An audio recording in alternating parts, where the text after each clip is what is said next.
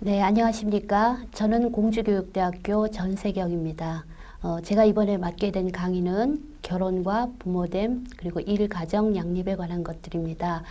이런 문제들이 저출산 현상과 어떻게 관련이 되고 있는지 그리고 이런 주제들의 개인적인 의미와 사회적인 의미들을 잘 고려하셔서 균형 잡힌 시각을 갖도록 하는 것이 제 강의의 목적이라고 할 수 있겠습니다. 자, 그러면 그 주어진 자료의 순서대로 강의를 진행해 보도록 하겠습니다. 먼저 결혼에 관한 설명입니다. 결혼의 본질과 의미를 찾다 보면 결혼은 아마 인류 역사에서 가장 오래된 제도일 것입니다. 개인은 결혼을 통해서 신체적, 정서적, 경제적 만족을 구하고 그 지원을 얻기 위해서 오랫도록 이 제도를 유지하여 왔습니다. 아마 결혼은 상호작용을 형성하는 가장 의미 있고 또 기능적인 제도가 되겠다고 볼 수 있겠습니다. 결혼을 통해서 개인은 부모의 보호와 의존으로부터 독립을 구하고 사회적 성원으로부터 인정을 받고 동시에 사회적 의무를 부과받습니다. 이를 수행하는 과정에서 개인은 사회적으로 인격이 형성되기도 합니다. 자, 또 결혼의 의미는 정서적 결합이며 성적인 일부일처 제도이며 법적 책임을 갖고 자녀 출산 및 양육의 관계를 맺는 것입니다. 아마 이런 사회적 약속이자 제도이기 때문에 결혼의 본질과 의미의 그 진정성을 찾아볼 수 있겠습니다. 또한 결혼은 개인적 동기를 갖는다고 할 수 있습니다. 즉 다시 말하면 사람들은 왜 결혼을 하고자 하는지 또 경우에 따라서는 어떤 이유 때문에 결혼을 피하고자 하는지를 설명할 수 있는 부분이겠습니다. 아마도 현재는 가장 강력한 이유로 동기로 사랑의 실현을 들지 않을까 합니다. 또한 성인으로서의 성적 욕구를 충족하고 또 경제적이고 정서적인 안정을 유지하기 위해서 결혼을 하고자 합니다. 아마 경제적으로 안정을 유지하겠다라는 의미는 현대 들어서 맞벌이를 선호하는 현상과도 관련이 있지 않을까 싶습니다. 또한 그 자녀 출산의 기회가 되는 것이고 성인으로서의 신분을 획득하는 과정입니다. 종족이나 가문을 계승하고자 했던 그런 동기도 이 자녀 출산의 기회에 포함된다고 보겠습니다. 또 사회적 압력이 결혼을 강하게 기대하는 그런 사회일수록 그 사회적 기대에 부합하기 위해서 개인은 결혼이라는 그 제도를 선택하는 동기를 갖는다고 하겠습니다. 또 아울러 결혼은 사회적 동기를 갖고 있습니다. 사회적으로 성적 질서를 유지하고 또 사회적인 성인 구성원으로서 인정을 받고자 하는 것입니다. 또 사회적으로 자녀 출산으로 인한 사회 구성원의 충족이라는 동기가 있습니다. 아마도 이 부분은 사회 인구 구조의 양과 질에 가장 직접적인 영향을 미치는 것이 아닌가 싶습니다. 또한 사회 구성원의 사회화에 대한 1차적인 역할을 하게 됩니다. 결혼은 이렇듯이 사회의 지배적인 가치나 관습이나 문화를 어떻게 사회화시키는가 그거에 대한 기대를 안고 있다고 하겠습니다. 결혼은 각 시대의 사회적 문화적 배경에 따라 그 동기와 의미가 다르게 나타나기 때문에 오늘날 결혼에 대한 동기, 또 결혼을 하게 하는 동기, 결혼을 할 수 없는 동기, 또 하고 싶어 하거나 하고 싶어 하지 않은 동기, 이런 것들을 개인적 동기와 사회적 동기로 연결해서 생각해 볼 수 있겠습니다. 자, 그 다음에는 부모됨의 의미입니다.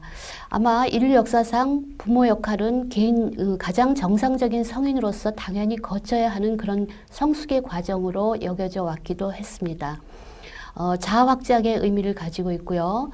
또 부부관계의 친밀감 형성 및 유대감을 증대를 하게 합니다. 대부분의 부모는 자녀 양육을 함께 하면서 그 공동의 유대감을 형성하기도 합니다. 또한 부모가 된다는 것은 부모 자신의 인지적, 정서적 발달을 촉진시키는 일입니다. 자녀와의 감정적 교류라든가 애정이라든가 정서적 욕구, 성취감 이런 것들을 의미하도록 한다고 볼 수 있겠습니다. 또한 부모는 사회적인 지위를 획득하는 과정입니다. 아마도 사회적 지위 획득이라는 것은 비로소 그 사회에서 성인으로서 인정받고 또 인정해주는 그런 경향을 말한다고 보겠습니다. 아울러 부모됨은 생의 의미를 경험하는 과정입니다. 돌봄이나 봉사, 책임, 희생 이런 것들의 경험을 통해서 인생의 의미를 알고 또 진리를 체득해가는 그런 과정이 될 수도 있겠습니다. 부모됨에 대한 사회적 의미를 말씀드리도록 하겠습니다. 부모된다라는 것은 사회적인 의무를 수행을 한다라는 의미를 갖고 있겠습니다. 경우에 따라서는 이것을 도덕적 의미라고 생각하는 경향도 있고 또 사회생활을 충원하는 시민으로서의 의무다라고 생각하는 경우도 있겠습니다.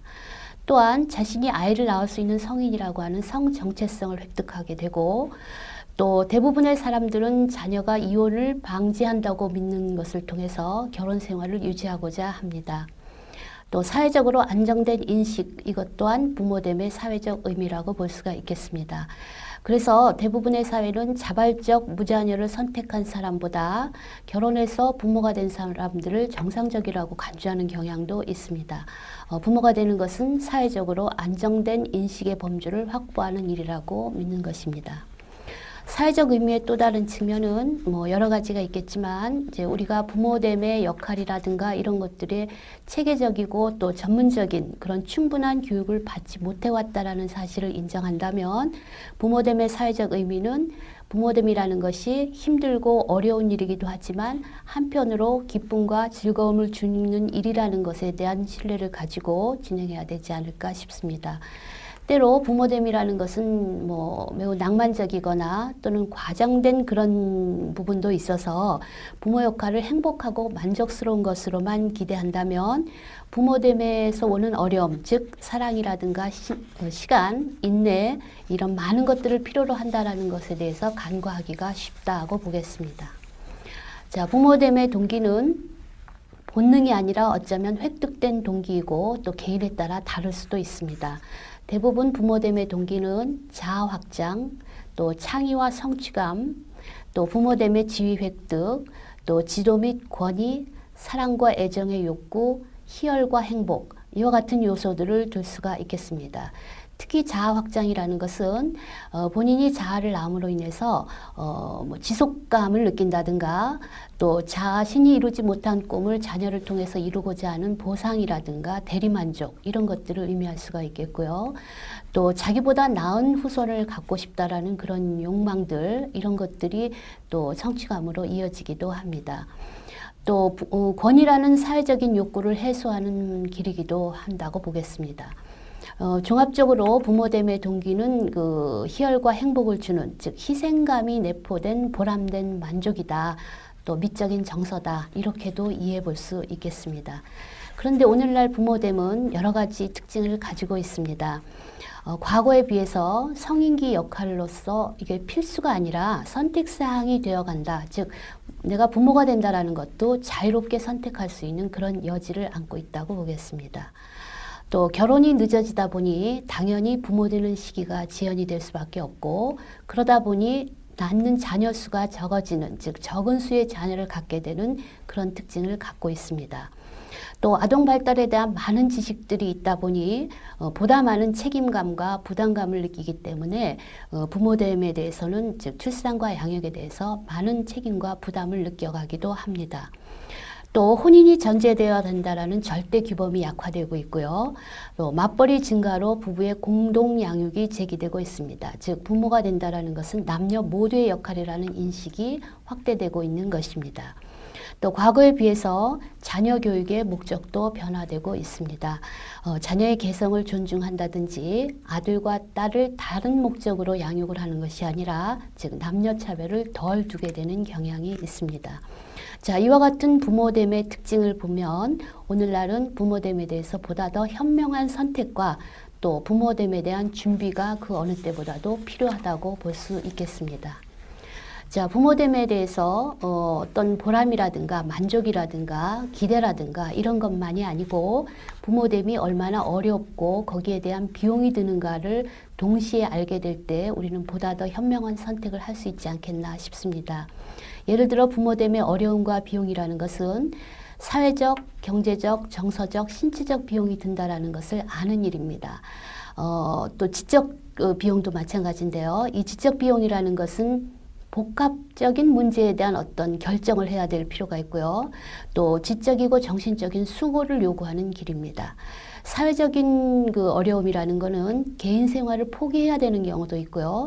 또 친구 관계라든가 사회적 관계에도 영향을 미치게 됩니다. 또 당연히 경제적인 비용이 듭니다. 오늘날 많은 부분 이런 문제에 대해서 염려를 하고 있는데, 그러나 자녀 양육에 대한 이런 경제적 비용은 절대적 비용보다도 오늘날 상대적 비용에 더 문제가 되는 것이 아닌가 생각을 합니다. 또 부모됨은 정서적 지원이라든가 애정을 주어야 하는 일이고요.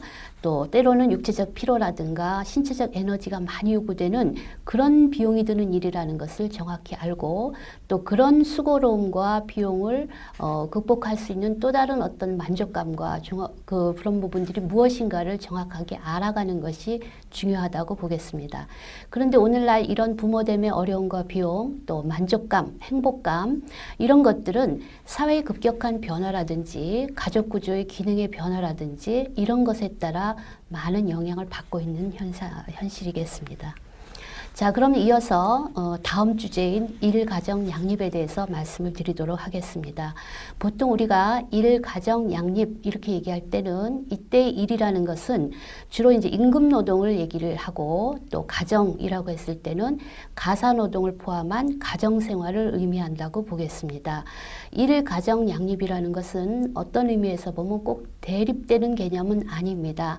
다만 오늘날 맞벌이 가정이 증가하고 또 저출산 현상이 증가하면서 과연 일-가정 양립을 어떻게 균형 있고 조화롭게 할 것인가, 이런 관점에서 들여다보면 일-가정 양립의 어려움은 무엇이며 또 여기에 대한 대책은 어떻게 세워야 되는지 아마 그 내용들이 밝혀질 수 있을 것입니다.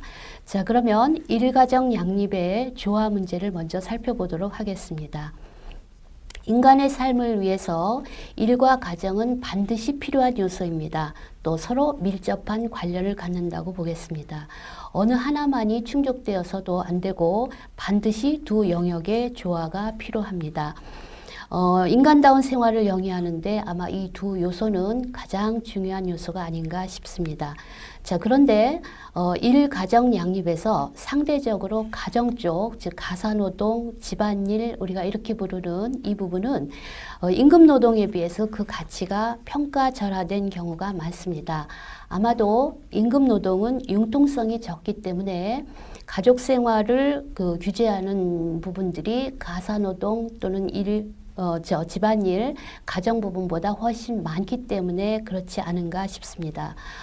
때문에 많은 맞벌이 부부나 부모들은 일-가정을 양립을 하는 과정에서 역할 과중과 역할 갈등의 문제, 그 역할 긴장의 문제를 느끼게 됩니다. 여기서 역할 과중이라는 것은 편안하고 적절한 역할 수행을 하기엔 과도한 양의 역할이 부여되는 그런 현상을 말씀드릴 수 있고요. 또 역할 갈등이라고 하는 것은 각각의 역할에 대한 기대의 상충으로 이런 갈등을 초래하는 현상을 역할 갈등이라고 볼 수가 있겠습니다. 자, 그러면 지금 가사노동, 집안일, 또 가정이라고 말씀드릴 수 있는 그 가정생활 전반에 관한 것들이 임금노동보다 평가절하되어 있는 현상이 있다라고 말씀을 드렸는데, 여기서 잠깐 집안일의 속성은 어떤 것인가, 왜 그럴 수밖에 없었던가에 대해서 말씀을 드려보도록 하겠습니다. 대체적으로 집안일은 객관적 평가가 불가능하고 또 자율적인 노동시간을 갖습니다. 또 일상생활 속에서 대부분 좀 반복적이라든가 경우에 따라서는 단순한 성격의 일을 갖기도 합니다. 또 성과가 드러나지 않고 대부분 혼자서 행하다 보니까 대인관계의 즐거움이 부족한 그런 속성을 가지고 있습니다. 역사적으로 보면 이 집안일은 여성들의 몫으로 여겨져 왔던 경우가 많습니다. 아마도 이 집안일을 여성의 몫이냐 그렇지 않느냐, 이런 논란들은 그 시대의 지배적인 가치가 어떠한지 또 사회적인 관념이 어떠한지가 반영된 현상이라고 볼 수 있겠습니다. 자, 그런데 이런 속성을 가지고 있는 가사노동 집안일은 인간은 집안일을 통해서 가정생활을 유지하게 되므로 개인적으로나 사회적으로 아주 매우 중요한 의미를 갖는다고 볼 수가 있겠습니다. 집안일은 올바른 인격을 형성시키고 발달시키고 또 가족 공동체 문화를 창조하는 데 매우 중요한 요소입니다. 아마도 집안일의 진정한 가치는 인간의 복지 실현에 기여하는 것이 아닌가 싶습니다. 개인적이고 사회적인 이런 중요한 의미에도 불구하고 집안일의 가치가 평가절하되어 있다거나 왜곡되어 있는 것은 매우 안타까운 현상이라고 볼 수가 있겠습니다. 자, 그러면 이제 일과 가정을 어떻게 양립할 것인가의 문제를 다뤄보도록 하겠습니다. 아마도 일가정 양립을 하는데 가장 어렵게 느껴지는 것은 성역할 고정관념 때문이 아닌가 싶습니다. 그리고 이 성역할 고정관념이라는 것은 남녀 모두에게 해당되어 또 이 성역할 고정관념을 깨고 양성평등으로 가고자 하는 이런 내용들이 반드시 또 여성들을 위한 것만이 아니라 여성과 남성 모두에게 해당되는 우리의 그 논의다라고 볼 수가 있겠습니다. 고정된 성역할 분업 의식과 성차별은 특히 취업 여성에게 일과 가정에서 이중적인 역할 또 스트레스를 겪게 하고 있습니다. 이와 같이 일가정 양립의 부조화 또 여성들의 스트레스는 직접적으로 저출산 원인과도 연관이 된다고 보겠습니다. 잘 아시겠지만 우리나라의 여성들의 경제활동 참여율은 출산율이 높은 나라에 비해서 이 M자 커브가 극명하게 나타나는 것이 현상입니다. 특징입니다.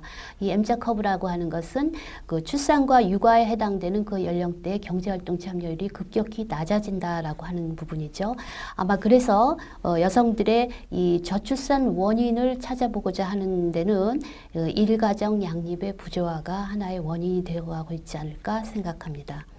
자, 그래서 이 성역할 고정관념을 변화시키고자 하는 노력은 남녀 간의 상호관계와 또 서로의 자아존중감을 증가시키는 데도 매우 중요한 접근이라고 볼 수가 있겠습니다. 성역할을 변화시켜서 양성평등을 이루고 또 양성평등의 의식에 따라서 일과 가정이 양립될 수 있다면 이것은 남녀 모두에게 서로의 발전과 생계를 함께 책임지는 것이다 라는 점에서 매우 의미 있다라고 볼 수가 있겠습니다.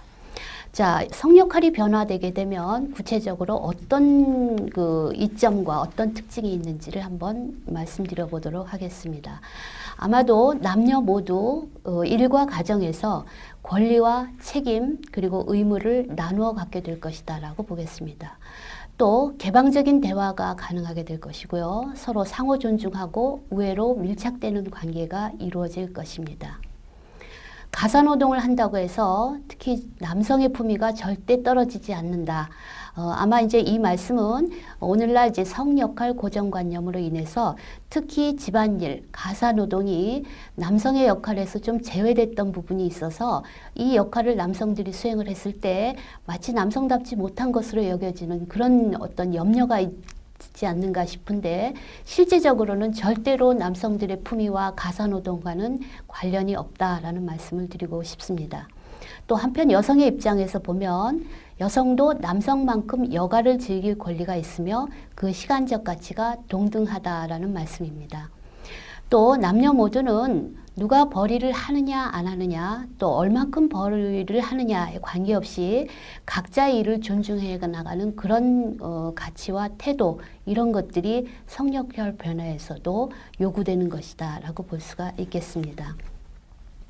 물론 지금 저희가 나누고 있는 이런 성역할 변화, 즉 일가정 양립에 관한 내용들은 일반적이다라고 말씀드리기는 매우 또 조심스럽긴 하지만 대부분 우리 사회에서 그 남성과 여성의 성역할에 대한 내용들이라든가 또 저출산과 관련된 현상들을 논의하다 보면 그 일가정 양립에서 그 성역할 고정관념이 또 현재 남성과 여성이 각기 다른 역할을 수행하고 있는 실제의 그 내용이 얼마나 우리에게 이 일가정 양립에 걸림돌이 되고 있는가를 말씀드릴 수 있겠습니다.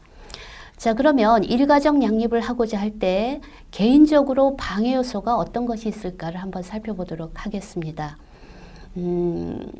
모든 남성들이 다 그렇다라고 말씀드리기는 역시 좀 조심스럽긴 하지만 그동안 일반적인 현상이라든가 우리 사회 현상을 들여다볼 때 대체적으로 남성 자신들은 그동안 누려온 기득권을 양보하지 않으려는 현상, 즉 어떻게 보면 양성평등이 중요하고 양성평등을 이루어야 된다라는 인식은 많이 높아져 갖고 이해하고 있지만 실제적으로 이것이 행동이나 태도로 연결되지 않는, 즉 다시 말해서 알지만 애써 실천으로서는 이루어지지 않고 외면하기도 하는 이런 부분적이지만 이런 이기적인 면이 있지 않는가, 이런 부분이 방해 요소로 한번 제시를 해봤습니다.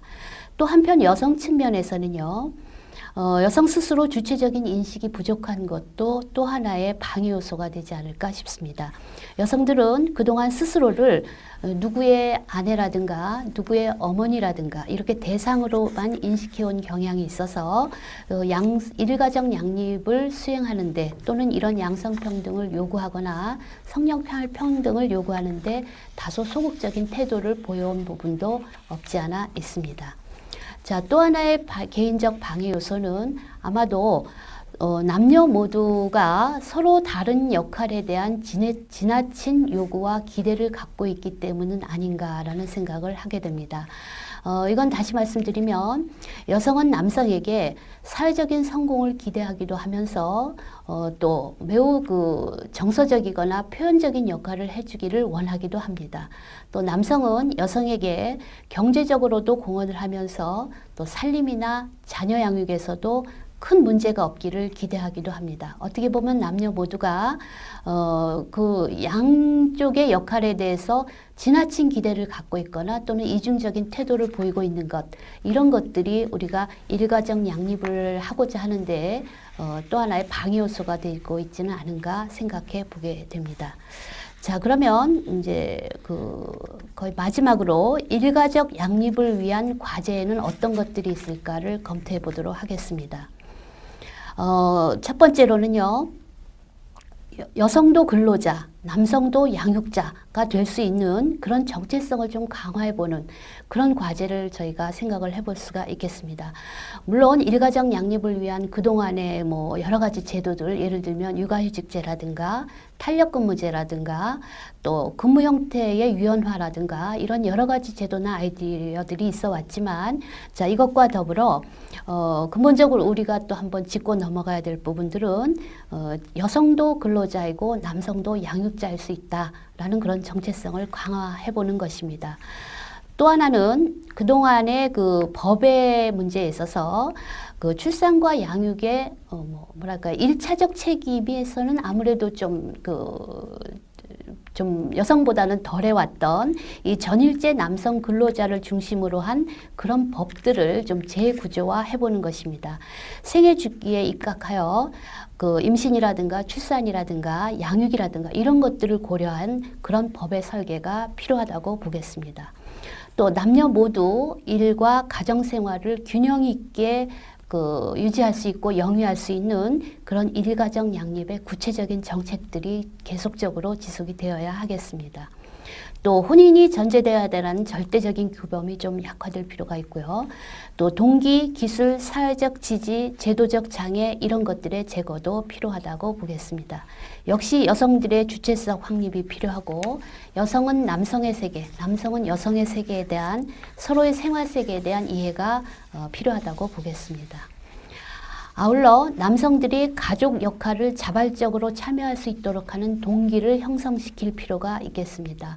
오늘날은 매스컴을 통해서 남성들도 육아라든지 또는 가정일이라든지 이런 것들을 많이 하는 그런 모습들을 매스컴에서 많이 보여주고 있는데, 가정이나 학교나 사회에서 이 남성들도 가족 역할을 자발적으로 참여할 수 있는 다양한 동기들이, 그런 것들이 많이 형성될 수 있도록 촉진이 되어야 하겠습니다.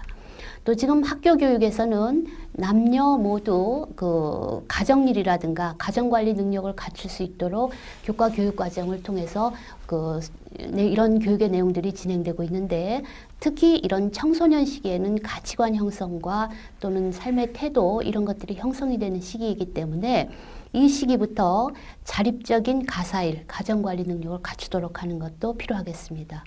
또 역할 평등을 실천하는 주위의 남성들에 대해서 뭔가 이상한 사람이라고 하는 그런 시선들이 아니라 오히려 이런 가정적인 남성들을 지지하는 사회적인 분위기와 풍조가 그 어느 때보다도 필요하다고 보겠습니다.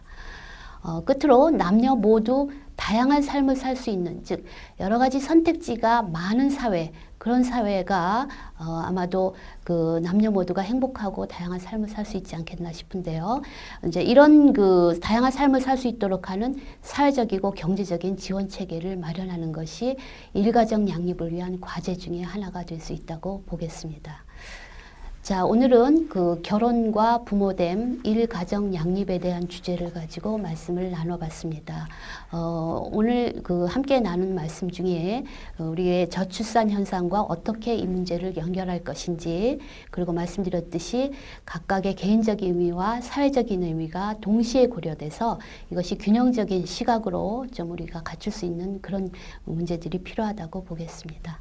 자, 오늘 제 강의는 여기서 마치도록 하겠습니다. 감사합니다.